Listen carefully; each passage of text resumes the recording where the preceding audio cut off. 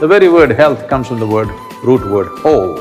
So if there is no sense of wholeness, if there is no sense of life being on in a big way, this means health is not happening. So the simplest way for one to know whether I am healthy or not, when you wake up in the morning, if you spend 2 minutes, just to see whether your body is eager to jump into the world or want to sink into the bed. This shows whether you're healthy or not, whether the body is feeling healthy or not. Health is individual business. If you want to generate health from within, each individual has to take it up. For this, we have to create a culture of health, where right from our childhood it has to be brought in as a part of our life. We have to bring this means yogic sciences have to come. Now I'm afraid of using the word yoga in America, so I keep telling them it's inner engineering because the yoga that they're doing just scares me. Because if you do yoga like this, it is not long before one of these young doctors will research and show you how yoga is messing up your system completely. Yes, they will. They will study this yoga and come out and say, yoga is completely messing up your system, because it will. Because the way it is being practiced is like… what's that, Zumba? It depends what you want to do with yourself. All you want to do is, tighten your muscles and become like this so that you can't turn your neck around. That's up to you. But if you're looking at yoga as a way to step your life up to another level of experience and another possibility of your existence, completely different dimension of perception and knowing, if this has to come, it needs to be approached in a certain way. There is a huge amount of work that needs to be done in that direction. It is not to simply disparage somebody who's doing something, it is just that the problem is there are benefits even in that. Even twisting, turning, doing that, there is benefit. But I want you to understand this. For this, you don't have to do yoga. You swim half an hour every day, you will notice similar benefits. Go up the mountain, you'll notice benefits. Play tennis, it'll happen. You will have these benefits. You don't do yoga for these benefits. Suppose we give you, like Apple Air, the thin computer? But you are a caveman. So you started using this to chop vegetables at home. Hey, it works. It's sharp enough, believe me. It works. But is that why we designed this machine? For that we could have done something much simpler. You don't need an Apple Air to cut vegetables at home. Similarly, you don't need this kind of system, which is a phenomenal thing, to simply feel little fit and have your breath going deep enough into your body and whatever this kind of stuff, you don't need to do yoga. Believe me, it's boring, it's no good. Unless experientially it enhances you, simply bending, twisting like this, like that, it needs enormous patience. It's much better to play tennis or swim, run up the mountain Yes, I'm telling you. This is designed for something else. This is designed for a completely different dimension. Health is a consequence. I would say it's like a side effect. Health also happens on the side. One who is just focused on health, it's not good to go like that. But for this we have what is called as Upayoga, or we have systems called Angamardana. Angamardana literally means, it's being interpreted as mastering your limbs, but it actually means killing your limbs. You do that kind of thing with the body that if you're here, you don't even know your body exists or not. There is a sense of bodilessness about you.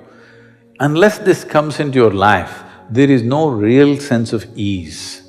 Carrying this much mass of weight, I'm not saying you're heavy, whatever is your weight, carrying this much weight and walking around and doing things is a drag. Only if you feel kind of bodiless, we call these people nirkaya yogis, that means bodiless yogis. No sense of body, simply because the entire energy system has fired up. When I say entire energy system, In the energy system, which is called as pranamaya kosha, there are 72,000 nadis. Normally, for a healthy, normal, active person, if approximately somewhere between 12 to 30% of this is active, you will live a complete life in normal sense. So what is the rest for?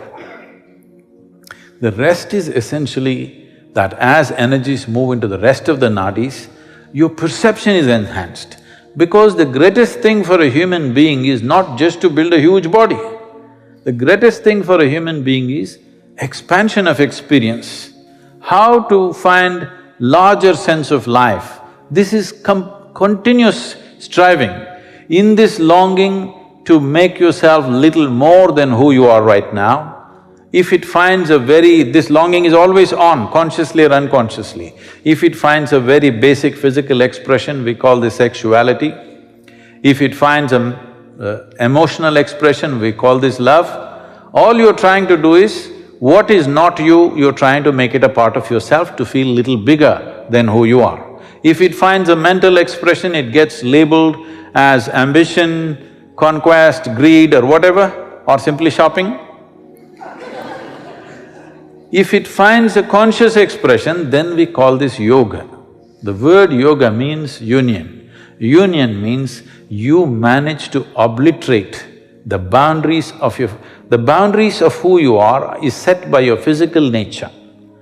You manage to obliterate the boundaries of your physical existence. When I say physical existence, everything physical about you is accumulated, isn't it so? Hello? You must get this now, otherwise one day you will get it when they cremate you or bury you, that everything that you carry, you picked up from the planet. Yes or no? So what you have picked up has started ruling you in terms of boundaries. This is what it means. The essence of yoga is in this, that right now what you accumulated created a form for you, and now that form is ruling who you are and who you are not. We don't like this. That's why we do yoga, because we want to breach that boundary. We don't want to live within that boundary, because the very nature of being human is, it doesn't matter what kind of boundary we set, the moment you feel the boundary, in some way you want to break the boundary, isn't it? If you look at this, how big a boundary will settle you? No, it doesn't matter how big a boundary. Whatever the nature of the boundary, you want to still breach it. If I make you the king or queen of this planet, you will still look at the other stars and galaxies, isn't it? Because this is the nature of the human being, that you can't set a human being in a boundary and think he's healthy. He will not feel healthy.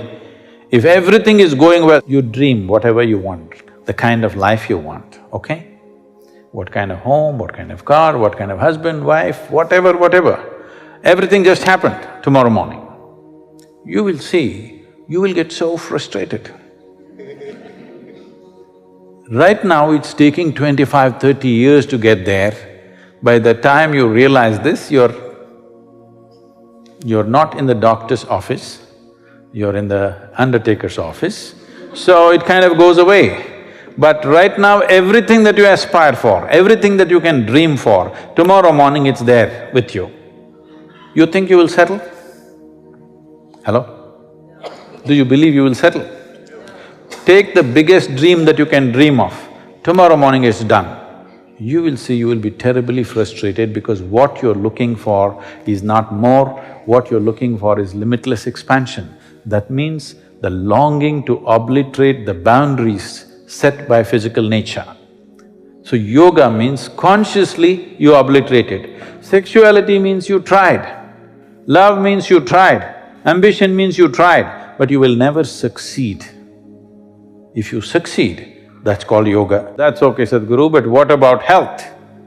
Yes, health is a very important element towards anything that we wish to do. Whatever we wish to do, body must be in good place, otherwise how do you go there? You won't go anywhere if this one thing breaks down right here.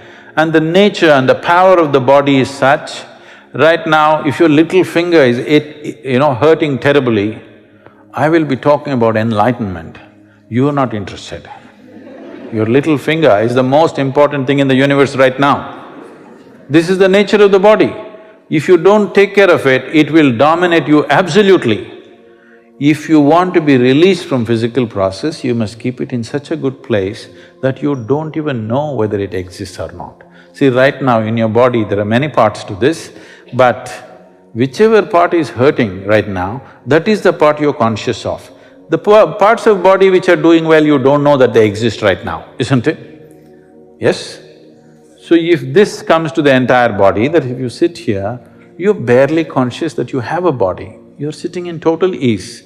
If this comes, health is an automatic transformation. Well, that looks like a faraway thing, but what do we do immediately? For that, there are simple processes. If you just change the way you sit, believe me, in your life, all of you experimenters, just change the way you sit.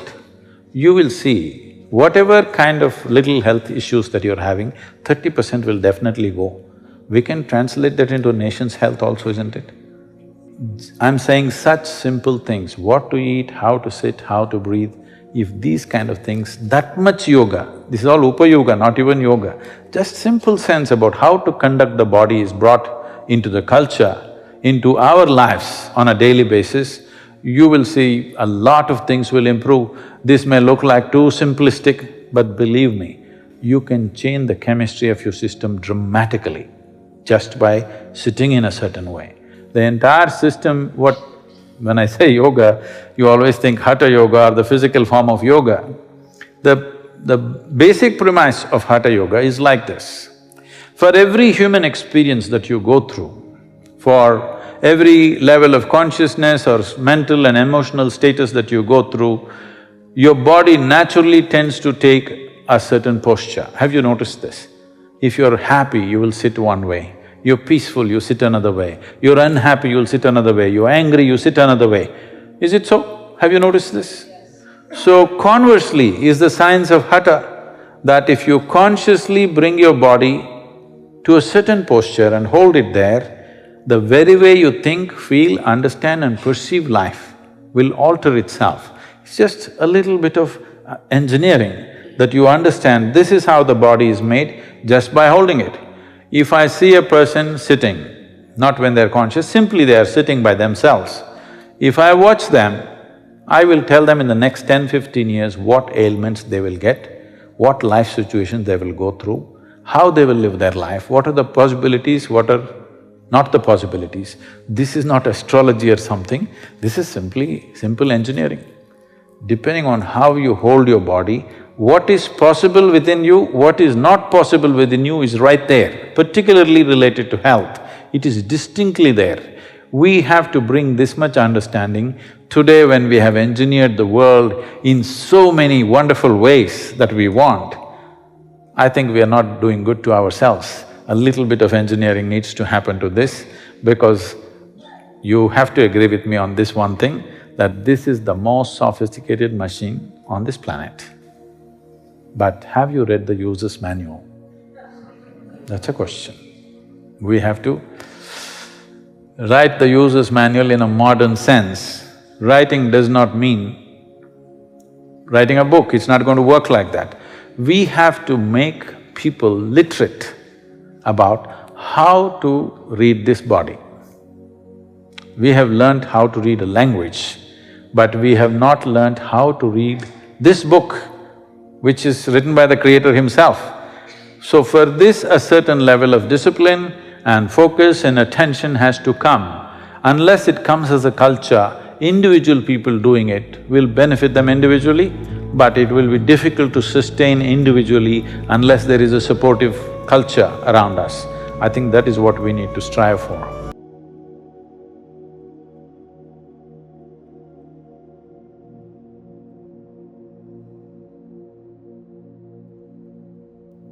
You can take just a deep breath now.